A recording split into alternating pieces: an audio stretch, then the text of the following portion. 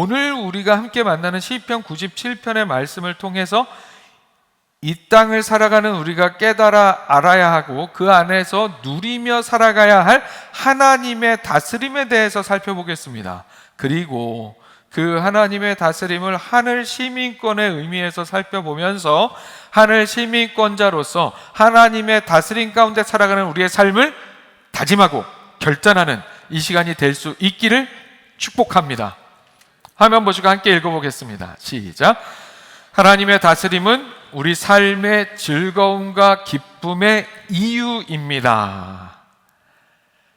오늘 말씀 본문인 시편 97편은 하나님의 주권적 통치에 관련된 말씀으로 다윗에 의해 쓰인 시편입니다. 본 시편은 하나님의 주권적인 통치, 의로우신 다스림을 찬양하고 있습니다. 1절에서 이렇게 말씀하죠. 여호와께서 다스리시나니 땅은 즐거워하며 허다한 섬은 기뻐할지어다. 아멘. 시편 기자는 다른 어떤 존재가 아닌 이 세상 모든 것의 주권자 되시는 여호와께서 다스리시기 때문에 땅과 허다한 섬들, 즉 큰 대륙으로부터 작디 작은 섬에 이르기까지 모든 세계가 여호와께서 이 세상을 다스리신다는 사실로 인해 즐거워하고 기뻐해야 한다고 선포하고 있습니다. 그렇다면 여러분의 삶은 어떻습니까? 오늘 시편에서 이야기하는 이 즐거움과 기쁨, 여러분은 여호와께서 다스리신다는 사실로 인한 즐거움과 기쁨을 누리는 삶을 살고 계십니까? 이 즐거움과 기쁨이라는 것이 피부로 와 닿는 삶을 살고 계신가요? 사랑하는 여러분, 이 즐거움과 기쁨이 어떤 즐거움과 기쁨인지 좀 더 이해가 필요할 것 같아요. 그래서 우리나라 역사를 함께 살펴보겠습니다. 우리나라, 우리 민족은 이 다스림이라는 주제에 있어서 뼈저린 아픔과 또한 극적인 기쁨을 겪은 경험이 있습니다. 우리 민족은 일제강점기를 겪었습니다. 식민지배, 무단 통치, 식민 통치, 수탈, 민족 말살, 암흑기 등으로 형용되는 일제강점기 일본 제국주의의 강제 다스림 속에서 수많은 고통과 아픔과 서러움을 겪었습니다. 그리고 1945년 8월 15일 광복을 맞으며 그 억압과 폭정의 다스림에서 벗어나는 극적인 기쁨을 경험하게 되었습니다. 일제강점기의 뼈저린 아픔과 광복의 즐거움과 기쁨, 이것은 우리가 그 당시를 직접 살아 겪지 않았다 할지라도 대한민국 국민으로서 충분히 상상해 볼 수 있고 이해할 수 있는 아픔이요 즐거움과 기쁨입니다. 최근에 광복은 우리나라 독립운동의 결과가 아니라 연합국의 승리의 선물이라고 주장하는 사람들의 소식이 뉴스에 종종 등장해서 논란이 되고 있습니다. 그런데 이런 주장을 하시는 분들 중에는 동시에 또 이런 주장도 같이 해요. 일제강점기 시대가 우리나라를 근대화시킨 긍정적인 의미가 있다는 식민지 근대화론을 주장하기도 합니다. 그러나 여러분, 우리나라에 수많은 유명과 무명의 독립투사들을 비롯한 많은 백성들의 독립을 향한 열정과 열망, 투쟁과 싸움이 없었다면, 아무리 연합국의 승리가 일본을 무너뜨린들 우리나라의 진정한 광복은 있을 수 없었다는 사실을 우리는 잊지 말아야 합니다. 그런 독립을 향한 우리나라, 우리 민족의 투쟁의 역사가 없었다면 광복 이전에 우리나라는 그저 일본에 그냥 복속되어서 일본의 패망을 함께 슬퍼해야 하는 처지에 있었을 것이라는 사실을 우리는 기억해야 합니다. 여러분 생각해 보세요. 집에 도둑이 들었어요. 강도가 들었는데, 집에 도둑이 들었는데 도둑이 들어와서 딱 뭐 훔쳐가려고 보니까 뭐 찾아야 되는데 주방에 그냥 꽉 찼어요. 뭐가요? 설거지거리가. 도둑이 일단 설거지를 막 깨끗해서 정리를 딱 해냈네요. 그리고 또 안방 가서 다 뒤져서 가져가야 되는데 보니까 불이 안 켜지네요. 여기 찾아가지고 그 안 켜지던 등불을 딱 잘 켜지게 갈아놨네요. 그리고 환하게 불을 켜가지고 다 훔쳐갔어요. 집에 돌아와서 세상에 도둑이 들어와가지고 다 훔쳐는 갔는데 설거지도 해주고 전등도 갈아줬네? 고맙네? 이런 얘기 하실 분 계세요? 도둑은 도둑이고 강도는 강도죠. 사랑하는 여러분, 내 죄가 하나님의 존재성을 드러냈기 때문에 내 죄가 괜찮아라고 얘기하는 거? 말도 안 되죠. 하나님은 우리의 죄악의 삶이 있어야 그분의 의로움과 참됨이 증명되는 존재가 아니세요. 하나님은 스스로 완전히 존재하는 분이십니다. 그리고 우리나라, 우리 민족은 일제의 도움이 없어도 하나님의 다스림 안에서 얼마든지 발전하고 자강할 수 있는 나라요 민족입니다. 그 사실을 어떻게 알아요? 역사가 증명합니다. 일제강점기를 지나 6.25 전쟁으로 인해 초토화되어 폐허가 된 대한민국을 세계의 유례가 없는 짧은 시간 속에 놀라운 경제 성장으로 한강의 기적을 이뤄낸 우리나라 우리 민족이 증명합니다. 그리고 그 가운데는 한강의 기적의 역사 가운데는 이 땅에 하나님을 향한 부흥의 역사가 있었다는 사실을 우리가 또한 잊지 말아야 합니다. 어떠한 경우에도 일제의 식민 지배가 긍정적인 효과가 있었다는 그런 이야기로 막 정당화하려는 시도는 그야말로 정당화될 수 없습니다. 그러한 잘못된 식민 지배 정당화 논리는 우리는 죄를 지었으니 우리가 죄를 지었으니까 예수님의 십자가에 있었던 거 아니냐, 우리가 죄악을 저질렀으니까 하나님이 용서하시는 하나님의 그 은혜를 더욱 드러내시는 거 아니냐, 이런 말을 하는 것과 같다는 거예요. 사도 바울이 로마서에서 이런 얘기를 했었거든요. 죄가 더한 곳에 은혜가 더욱 넘쳤나니. 죄가 더한 곳에 은혜가 더욱 넘쳤나니. 자, 사도 바울을 통해서 전해진 이 말씀은 죄를 지으면 은혜가 넘치니까 죄를 더 많이 지어라, 죄를 짓는 게 결국 은혜라는 좋은 결과를 가져온다, 이런 의미의 말씀이 아니잖아요. 그게 아닙니다. 자신의 죄를 깊이 깨닫고 자각할수록 하나님의 용서와 구원의 은혜가 얼마나 크고 넘치는지 더 크게 경험할 수 있다는 의미입니다. 이 말씀을 곡해해서 그래서 은혜를 더욱 받기 위해서, 은혜를 더하기 위해서 죄를 지어야 한다고 말하며 자신들의 죄를 정당화하려는 것과 일제강점기가 있어서 우리나라가 근대화되었다고 하면서 일제강점기를 정당화하려는 것은 같은 논리예요. 양자가 다 어불성설입니다. 사랑하는 여러분, 올바른 역사 의식을 가지고 역사를 잊지 않는 대한민국 시민이자 대한민국 시민인 우리 신앙인들이 될 수 있어야 합니다. 그래야만 우리가 잘못된 다스림을 다시는 경험하지 않는 그런 나라요 민족으로 설 수 있기 때문입니다. 그렇게 수많은 독립투사와 백성들이 목숨을 바쳐가며 싸워 쟁취함과 동시에 연합군의 승리의 도움이 더해져서 광복을 맞이했던 그 기쁨, 일제의 다스림이 아닌 올바른 주권적 다스림을 향한 그 즐거움과 기쁨을 한번 상상하고 생각해 보시기를 원합니다.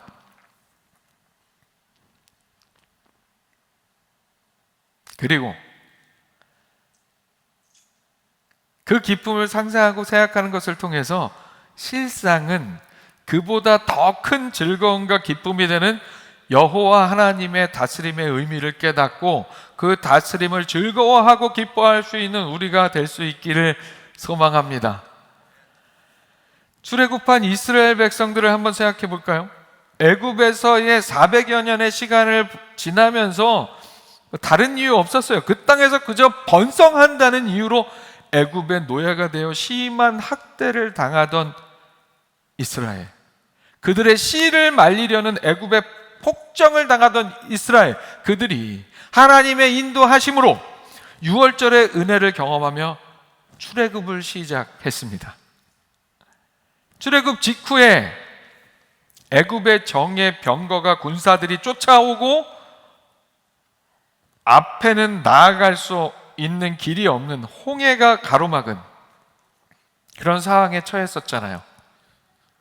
아직은 여전히 애굽의 다스림의 영향권 아래에 있었던 거예요. 그래서 쫓아오는 병거, 정예 병거와 군사들을 두려워하며 떨어야 했어요. 더 이상 갈 길은 없으니까요.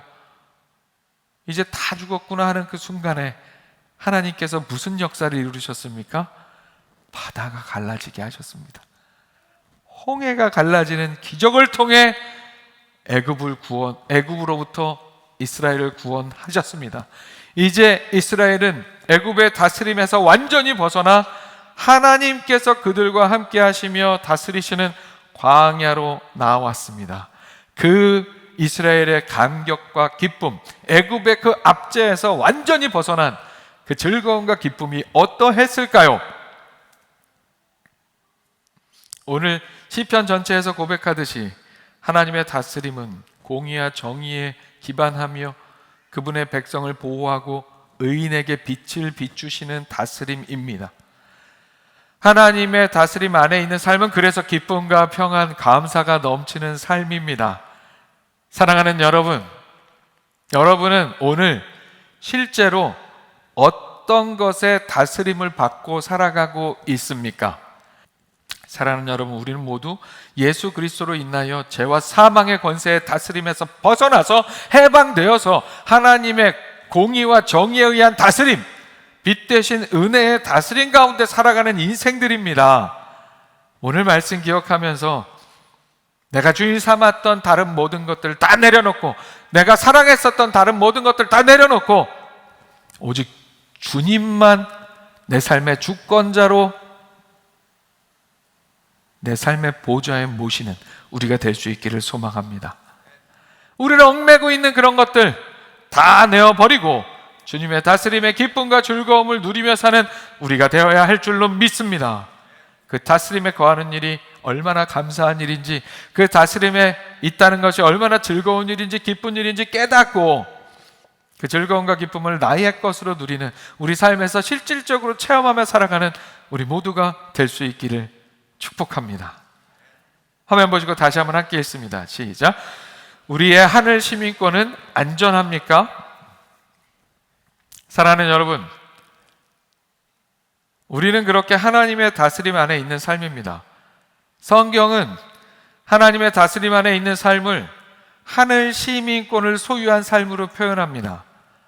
우리는 예수 그리스도를 믿는 믿음으로 인하여 하늘 시민권을 소유한 인생들입니다. 빌립보서 3장 20절에서 사도 바울은 이렇게 말씀합니다. 우리의 시민권은 하늘에 있는지라. 다 함께 읽어볼까요? 시작. 우리의 시민권은 하늘에 있는지라. 아멘. 우리의 시민권이 하늘에 있다는 것은 우리가 하늘 시민권을 이미 소유한 삶이라는 의미죠. 그거 좀 없다고 우리 국민들을 부당하게 대우하는 미국 시민권하고는 비교도 못할 영원의 가치가 있는 하늘 시민권을 우리는 이미 소유한 삶입니다. 오늘 우리의 삶은 거듭 말씀드립니다. 예수 그리스도의 십자가 보혈의 은혜와 능력으로, 그것을 믿음으로 사단 마귀의 죄와 사망의 권세의 그 다스림에서 벗어나 여호와 하나님의 다스림에 거하게 되었습니다. 그런데 오늘 시편을 보면 좀 의아한 부분이 있습니다. 여호와께서 다스리기 때문에 땅과 허다한 섬들은 기뻐하라고 선포하고 있는데 4절과 5절에서는 이렇게 말씀하고 있습니다. 그의 번개가 세계를 비추니 땅이 보고 떨었도다. 산들이 여호와의 앞 곧 온 땅의 주 앞에서 밀랍같이 녹았도다. 아멘. 자, 같은 땅인데 이 구절에서 땅은 기뻐하는 게 아니라 떨고 있고 즐거워해야 하는 땅에 있는 산도 이 구절에서는 밀랍같이 녹았다고 표현합니다.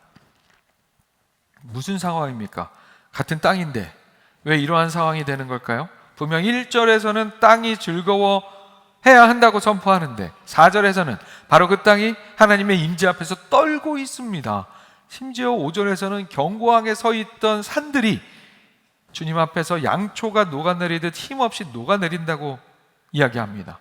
왜 이런 상반된 반응이 나타나는 것일까요? 오늘 시편이 말씀하듯이 하나님의 임재는 의인을 위하여 빛과 기쁨을 뿌려 주시는 임재입니다. 빛이 비출 때 빛 가운데 있는 자들은 모든 것이 선명하게 보여 길을 찾고 기뻐하지만 어둠 속에 숨어 있던 것들은 그 실체가 드러나서 심판을 받게 됩니다. 싫습니다. 드러나는 것 자체가.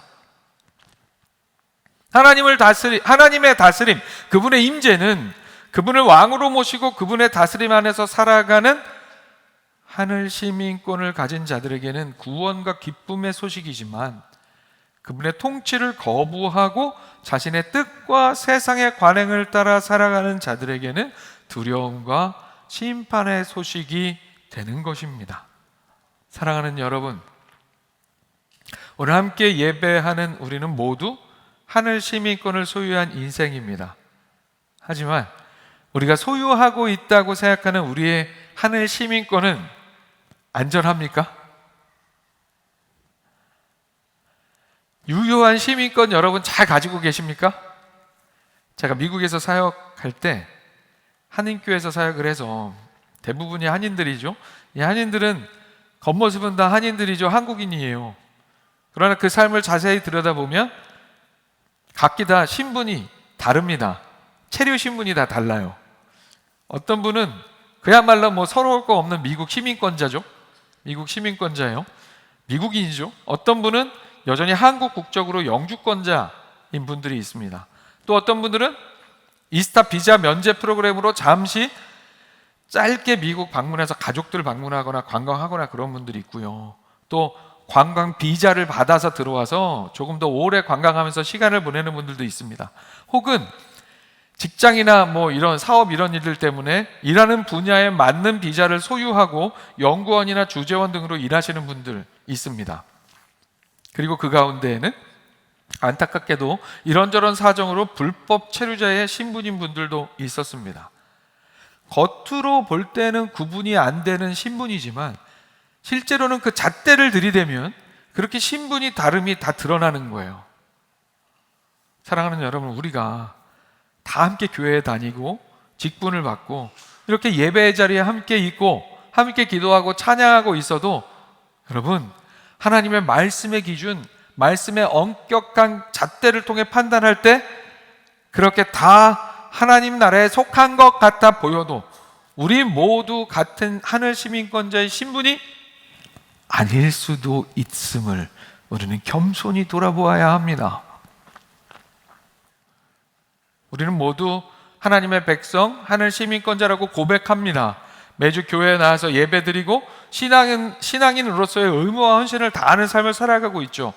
우리는 우리 주님께 주여 하면서 함께 외쳐 기도합니다.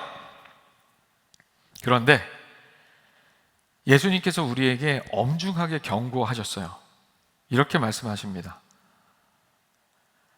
나더러 주여 주여 하는 자마다 다 천국에 들어갈 것이 아니요 다만 하늘에 계신 내 아버지의 뜻대로 행하는 자라야 들어가리라. 아멘. 이 말씀은 우리의 신앙생활의 경종을 울립니다. 입술의 고백만으로는, 종교적인 관행만으로는 하나님 나라의 시민권, 하늘 시민권을 보장받을 수 없다는 말씀입니다. 마치 누군가 미국의 관광비자로 입국해서는 전문적인 일을 하는 불법을 행하면서 나 입국했는데 뭐가 문제야, 합법적인 방문객이야 라고 주장하는 것과 같다는 거예요. 예수 그리스도를 믿는 믿음과 그 믿음의 실천, 하나님 나라의 시민권을 획득한 하나님 나라의 시민이라면 그렇게 하나님의 다스림의 원칙에 따르는 삶을 살아야 합니다. 그렇지 않는다면 온전한 시민권이 아닌 그저 불완전한 신분일 수밖에 없습니다.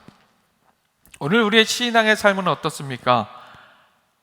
나는 예수 믿는 사람이다, 나는 구원받았다라고 말하면서 삶의 중요한 순간 결정과 어떤 행동에서는 여전히 하나님의 말씀의 법이 아닌 세상의 법과 세상의 관행을 따르며 살고 있지는 않습니까? 다들 그렇게 하니까 좋은 게 좋은 거 아니야? 이게 더 편하고 빠르니까 하면서 하나님의 뜻, 하나님의 말씀은 외면하는 삶을 살고 있지는 않습니까?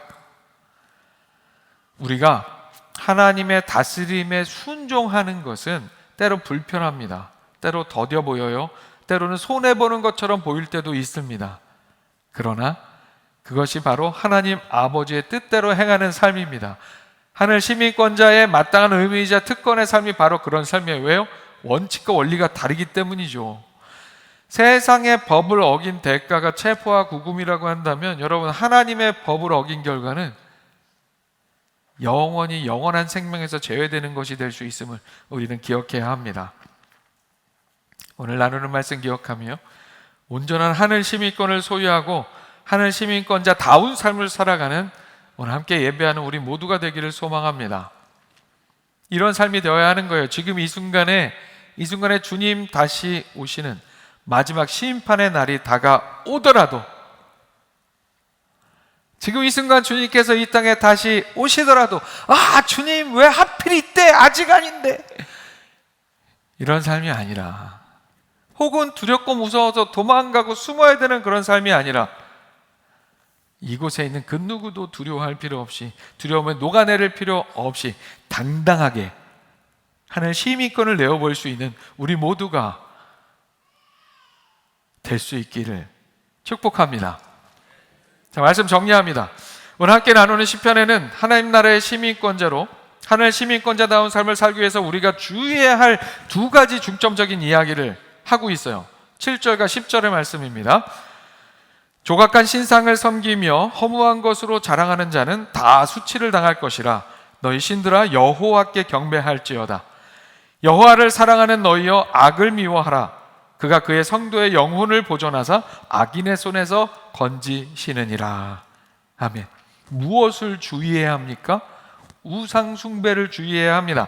조각한 신상으로 대표되는 하나님 외에 다른 어떤 피조물이든 그것을 나의 삶에 의지할 것으로 삼는 것 다 우상 숭배예요. 그것뿐만이 아니라 하나님의 말씀 외에 다른 세상적인 편리함을 쫓아 사는 것, 그것도 다 우상 숭배입니다.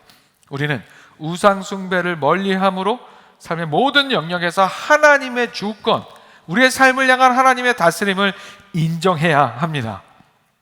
그리고 또 한 가지 우리가 주의해야 할 것,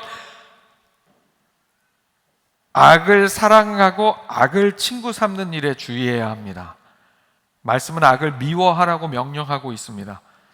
우리가 악을 친구 삼지 않고 미워하면 하나님께서 우리의 영혼을 지키시며 우리를 악인의 손에서 건져주신다고 약속하십니다. 우리 힘만으로는 그 영향력에서 다 벗어날 수 없지만 우리가 마음을 먹으면 하나님께서, 성령 하나님께서 도우신다는 약속의 말씀입니다. 데살로니가전서 5장 22절에서 이렇게 말씀하죠. 악은 어떤 모양이라도 버리라. 하나님께서 정말 미워하시는 것이 악입니다. 우리를 사랑하시는 하나님을 생각하며 하나님께서 싫어하시는 악과는 절대 친구하지 않고 악은 어떤 모양이라도 버리는 하늘 시민권자다운 삶을 살아가는 우리가 될 수 있기를 소망합니다. 사랑하는 여러분, 오늘 말씀 묵상하면서 우상을 멀리하는 참된 신앙으로, 또한 악을 미워하는 신앙의 삶으로 온전한 하늘 시민권을 가진 하늘 시민권자답게 참으로 하나님의 다스리심을 즐거워하고 기뻐하며 기꺼이 그 다스림 가운데 나아가 사는 우리 모두가 될 수 있기를 주님의 이름으로 축원합니다.